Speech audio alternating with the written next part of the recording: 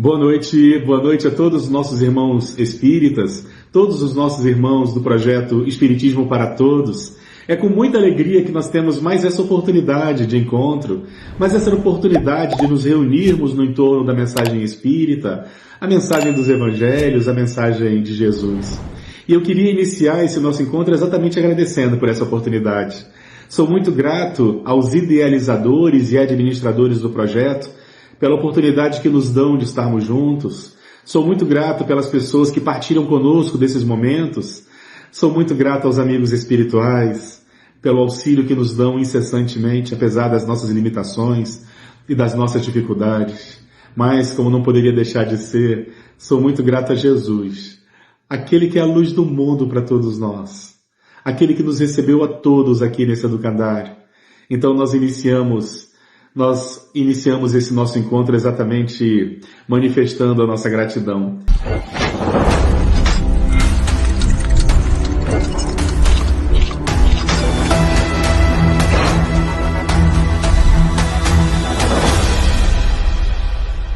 Jesus, ele teria voltado-se para aquelas pessoas que o ouviam e teria dito algo mais ou menos assim: eu não vim para os sãos, eu vim para os enfermos. Eu não vim para os justos. Eu vim para os pecadores.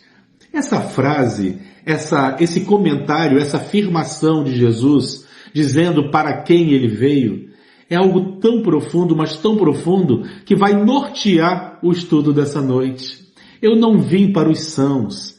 Eu não vim para os justos. Dizia Jesus ter vindo para os enfermos e para os pecadores.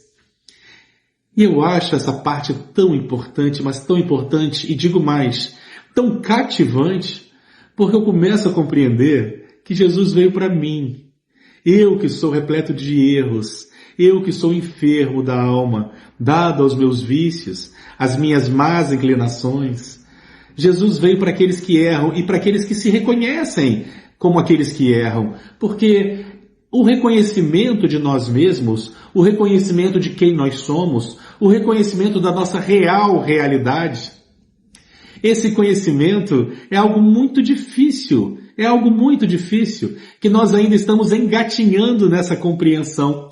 Porque para poder analisar-se a si mesmo e reconhecer-se enfermo, a pessoa tem que fazer um exercício de olhar para dentro de si com humildade. Quando nós paramos para meditar sobre essa frase de Jesus, para quem ele tinha vindo, por que é necessário que nós nos reconheçamos enfermos? Ora, pensem comigo, uma pessoa estando sã, ela procura auxílio médico? Não, só procura auxílio médico quem se entende enfermo, não é isso? Da mesma forma, a reforma íntima se dá nesse sentido. A pessoa só busca se corrigir ou se melhorar se ela percebe que erra, se ela reconhece as suas dificuldades, se ela reconhece os seus erros. Então é necessário que o indivíduo ele faça uma análise de si mesmo. É necessário que o indivíduo conheça-se. É necessário que o indivíduo busque-se. E nós vamos encontrar no Livro dos Espíritos um capítulo que fala exatamente sobre isso, que é o nosso objeto de estudo dessa noite. O capítulo chama-se Conhecimento de Si Mesmo, onde lá nós teremos a famosa questão, a questão 919, onde Kardec teria perguntado às entidades venerandas, aos guias da humanidade, qual o meio mais prático e eficaz para que nós consigamos lograr a tarefa de vencermos, de sermos melhores, a tarefa da nossa reforma íntima, não é isso? Questão 919 do Livro dos Espíritos. Kardec pergunta qual o meio, qual o caminho que nós devemos trilhar mais eficaz, mais eficiente, para que nós consigamos lograr a tarefa de vencer a nós mesmos, a tarefa da nossa reforma íntima, porque é um dos objetivos de nós sermos espíritas. O que os espíritos, um espírito em especial, porque essa resposta é assinada pelo Espírito Santo Agostinho, nós não sabemos se era exatamente o personagem Santo Agostinho que viveu nos primeiros séculos do cristianismo, mas um espírito que deu esse nome, que se apresentou dessa forma, mas com tanta sabedoria, que eu particularmente não duvido que tenha sido a figura do filósofo Santo Agostinho, um dos pais da Igreja Católica. Diz Santo Agostinho nesse texto que um sábio da humanidade já vô-lo disse. O Espírito respondeu. Quando Kardec perguntou qual o caminho mais eficaz para que o indivíduo possa conhecer, para que o indivíduo possa vencer a si mesmo, domar as suas más inclinações, vencer as suas más inclinações morais, o Espírito respondeu, um sábio da humanidade já vô-lo disse. Homem, conheça-te a ti mesmo. Ele dá em princípio essa resposta curta e depois ele disserta sobre essa resposta. Mas quem foi que disse isso? Homem, conheça-te a ti mesmo. Normalmente essa frase é atribuída a Sócrates, porque Sócrates usava muito essa frase. Entretanto, essa frase é anterior a Sócrates. Nós vamos encontrar essa frase cunhada na entrada em Atenas. Lá em Atenas existia um templo. Na ilha de Delfos existia um templo dedicado ao deus Apolo, e esse templo ele ficava sobre o Monte Parnaso, e logo na entrada desse templo você tinha escrito: homem, conheça-te a ti mesmo e conhecerás os deuses e o universo. Essa frase escrita na entrada do templo de Delfos era uma frase muito utilizada por Sócrates, segundo Platão nos informa, mas na verdade, essa frase não teria sido cunhada por Sócrates. Diz que os 7 mais importantes sábios gregos pré-socráticos, a figura de Tales de Mileto, de Solon de Atenas, esses filósofos, eles teriam se reunido para cunhar essa frase. E eles cunharam essa frase, além de outras 147 frases que ficavam dentro desse templo, do templo dedicado a Apolo, onde ficava o oráculo de Delfos. Nesse templo em Delfos, você tinha 147 dessas frases escritas dentro desse templo. E essa frase, conheça-te a ti mesmo, ficava na entrada. Quem teria sido o autor dessa frase teriam sido esses filósofos, chamados 7 mais sábios. Entre eles Solon, Tales de Mileto. Inclusive alguns historiadores afirmam que essa frase teria sido inclusive de autoria de Tales de Mileto. Conheça-te a ti mesmo. Homem, conhece-te a ti mesmo e conhecerás os deuses e o universo. Sócrates, naturalmente, segundo Platão nos informa, ele vai utilizar essa frase em diversos de seus diálogos, o conhecimento de si mesmo, a importância do conhecer-se, do conhecer conhecer a sua essência, conhecer as suas más inclinações. Mas quando nós seguimos com o texto do Espírito Santo Agostinho, quando ele fala sobre a questão do conhecimento, ele nos dá uma receita dividida em 2 partes. Prestemos atenção nisso, porque às vezes a gente presta muita atenção no começo da receita e a gente não atenta para o detalhe da segunda parte da receita. Mas ambas estão lá na questão 919 do Livro dos Espíritos. A primeira parte, Santo Agostinho diz o seguinte: fazei como eu fiz quando estive na Terra, quando estive encarnado. Segundo Santo Agostinho, todos os dias, ao final do dia, quando ele ia repousar, ele fazia uma reflexão sobre todas as horas do seu dia. Todas as pessoas com quem ele havia se relacionado, as pessoas com quem ele havia se encontrado. E ele revia mentalmente todos os diálogos. E se houvesse a possibilidade dele ter magoado alguém, dele ter sido mal entendido, se ele tivesse tido a possibilidade de ter chateado alguém, na primeira oportunidade ele ia se desculpar com essas pessoas. Assim, lentamente, ele ia ficando mais atento, mais vigilante, se melhorando. Todos os dias, ao final do dia, ele procurava rever todas as horas, todas as pessoas que ele encontrou durante aquele dia. E ele, então, tentava se lembrar para ver se existia a possibilidade dele ter magoado alguém. Caso ele sentisse que existia a possibilidade dele ter magoado alguém, na primeira oportunidade ele ia desculpar-se com essas pessoas. É uma receita, no mínimo, curiosa. Mas logo no parágrafo seguinte, ele continua dizendo: mas existe um problema sério nisso. Sabe qual é o problema sério? É que nós somos extremamente indulgentes com as nossas faltas. Quando nós olhamos os nossos erros, nós colocamos lentes cor-de-rosas, nós colocamos máscaras, nós perfumamos as nossas falhas. Nós temos muita dificuldade de reconhecer nossas imperfeições, nossos erros, assumi-las, porque isso é muito difícil. Nossa vaidade, nosso ego, nós não conseguimos nos ver na condição daquele que erra, embora nós erremos bastante. É muito comum, segundo Santo Agostinho, conforme ele assinalou aqui, é muito comum o avarento ele simplesmente se situar na condição de econômico e previdente. O indivíduo que é um avarento, que é muquirana, que é mão de vaca, ele se sente simplesmente uma pessoa econômica, uma pessoa previdente. O indivíduo que é orgulhoso, ele se diz apenas digno, ele diz que as atitudes dele são em nome da dignidade. Então nós mascaramos as nossas falhas. Nós temos muita dificuldade de perceber quando nós erramos, porque nós somos muito indulgentes quando somos nós que erramos. Então Santo Agostinho, ainda nesse mesmo texto, ele vai nos dar uma segunda lição. Ele diz que quando nós formos fazer esse exercício de revermos todas as horas do dia para enxergarmos a possibilidade de termos magoado alguém, é necessário que a gente se coloque no lugar do outro. A gente só percebe quando magoa alguém quando a gente se coloca no lugar do outro. O nome disso é empatia. O exercício de empatia é se colocar no lugar do outro, como o outro pode ter se sentido, não como eu acho que ele deveria ter se sentido, mas como ele pode de fato ter se sentido. Será que eu o magoei? Ah, não, eu não magoei, não, pelo amor de Deus, o que eu falei é muito pouco. Será? Temos que nos colocar, tentar sentir, perceber a realidade em que o outro se encontra. Porque aquilo que dói no outro pode não ser compreensível para mim. É necessário que eu consiga ter essa empatia de sentir o que o outro sente, para que eu possa perceber os meus erros e as minhas dificuldades. Todos nós temos inúmeras dificuldades. Eu sou repleto de orgulho. Eu manifesto meu ciúme, manifesto minha inveja, manifesto a minha intolerância aos olhos dos outros, mas eu mesmo tenho muita dificuldade de enxergar isso em mim, e acontece isso com todo mundo. Nós sempre nos achamos muito mais especiais do que verdadeiramente somos. Para nós sempre somos a Coca gelada, a última Coca-Cola gelada no deserto. A gente sempre se acha muito mais legal do que realmente é. Mas, meus irmãos, isso não é uma realidade. Nós falseamos a nossa própria realidade. Nós somos muito autoindulgentes. É necessário o conhecimento de si mesmo, ele é necessário para que nós possamos perceber quem nós somos de fato. Quem nós somos de fato.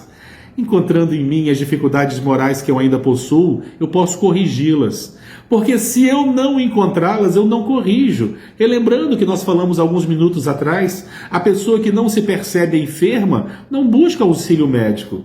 A pessoa que não se reconhece doente não vai ao médico. Da mesma forma, a pessoa que não se erra, não se encontra, não se reconhece na condição de quem erra, também não busca se melhorar. Então é necessário que nós façamos essa reflexão.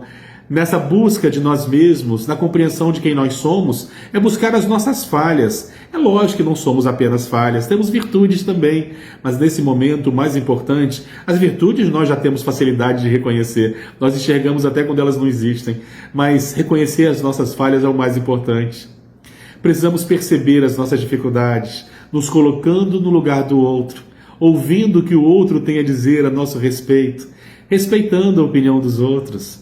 Nós vamos começar a engatinhar na compreensão de nós mesmos. A nossa tarefa é a tarefa do autoconhecimento. Homem, conheça-te a ti mesmo. E dizia o templo de Delfos, homem, conheça-te a ti mesmo e conhecerás os deuses e o universo. Sim, existem deuses e todo o universo dentro de nós. É necessário que nós busquemos para que nós possamos verdadeiramente nos libertar dessas algemas, do nosso ego, que nós criamos, que nos mantém presas nesse solo, sem permitir que nós possamos alçar voos, para que nós possamos romper esses grilhões. É necessário que nós consigamos enxergar essas falhas e vencê-las, porque a tarefa da nossa reforma íntima, ela não acontece caindo do céu num passe de mágica. Ela não acontece apenas indo à casa espírita, tomando passe, bebendo água fluidificada, ouvindo palestras. Não é assim que se dá a tarefa da reforma íntima.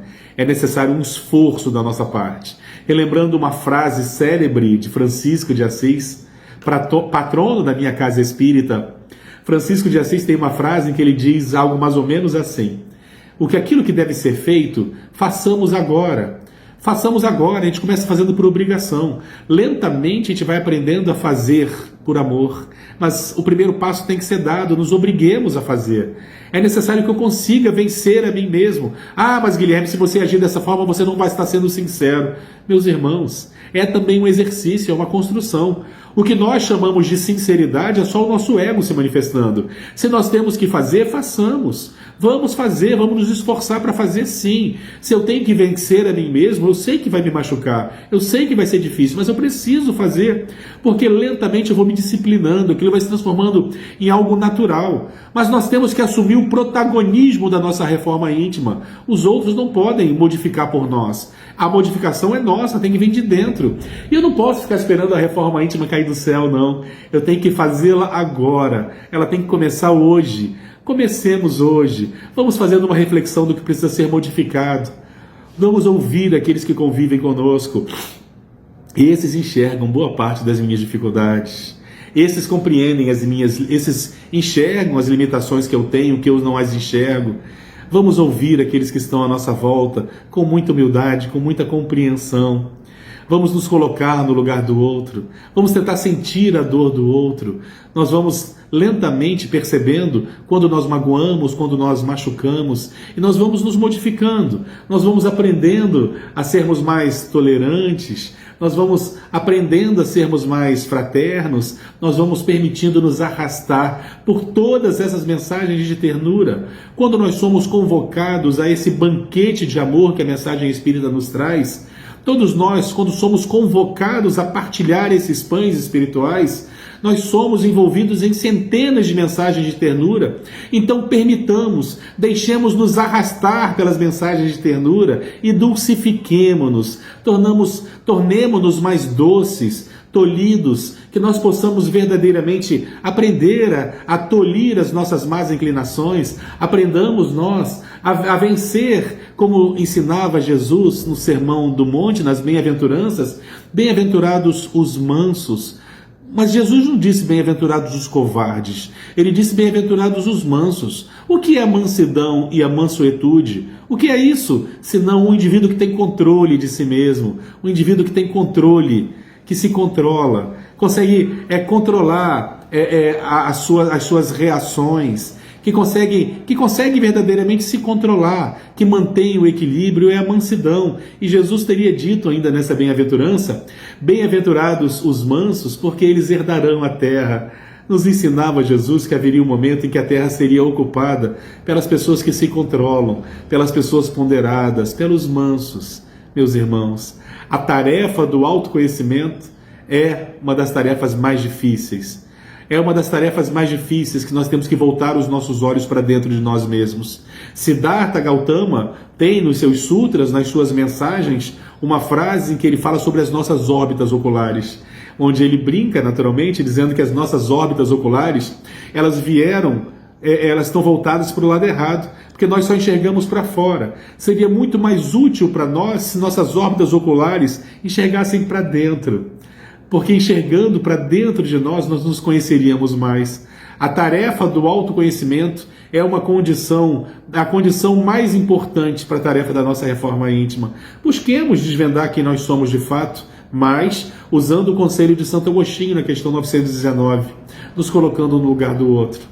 Vamos nos colocar no lugar do outro para nós compreendermos ou tentarmos compreender o que o outro sentia, o que o outro estava sentindo.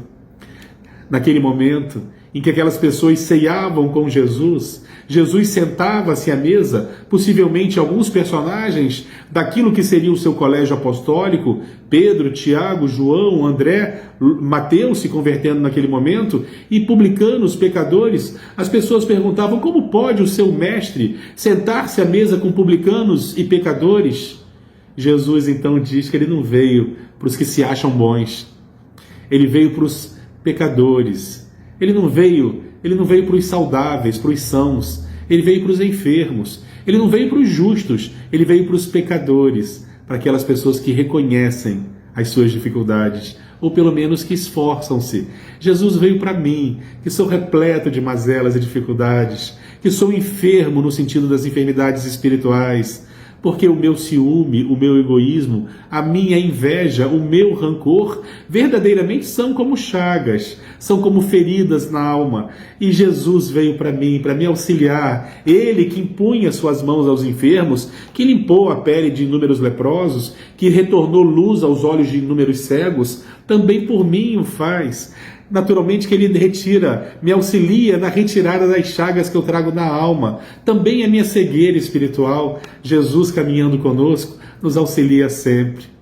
Meus irmãos, que a paz de Jesus permaneça entre nós e que a tarefa do conheça-te a ti mesmo, a tarefa do autoconhecimento, seja uma tarefa implementada por todos nós em nossas vidas diariamente. Conheçamo-nos, sigamos o conselho de Santo Agostinho, que nós possamos refletir sobre os nossos erros, sempre nos colocando no lugar dos outros com muita empatia e com muita humildade.